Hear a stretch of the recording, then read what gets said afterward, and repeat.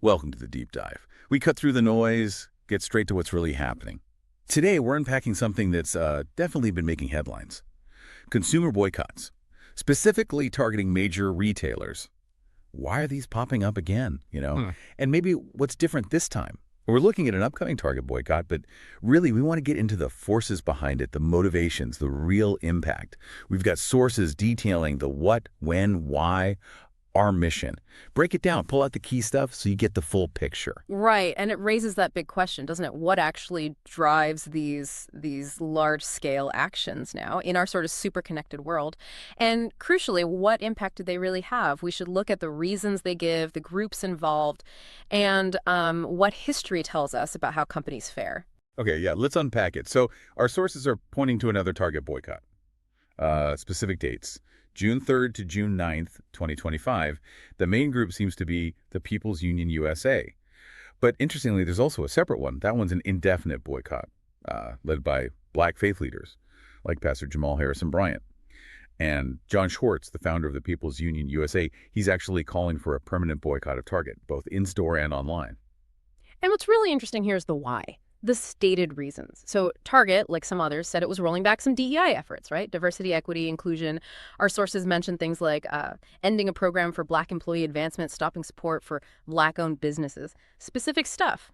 But John Schwartz actually told the Arizona Republic that the People's Union USA's boycott isn't directly about DEI stances. Instead, he said their aim is, quoting here, to hold corporations and corrupt systems accountable. So that distinction, it shows there might be multiple layers or maybe a shift in the focus here. That is a critical distinction. And what's really striking, especially if you're watching market dynamics, is the impact these things have apparently had before.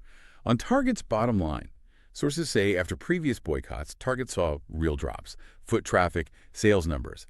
It got caught up in the controversy.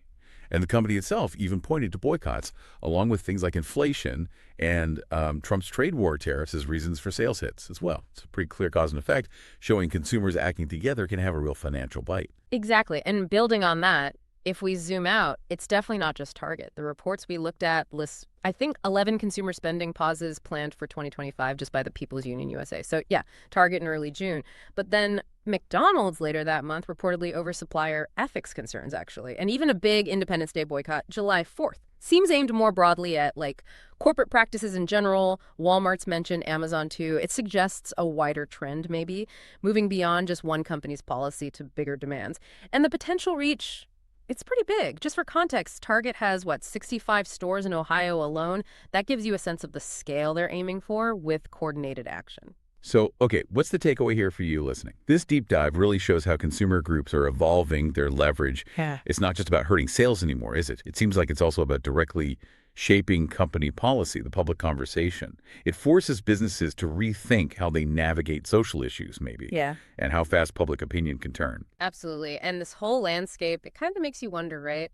As everything gets more connected, how are these organized, temporary spending freezes going to change? What other ways might consumers demand accountability from businesses down the road? It's definitely something to think about.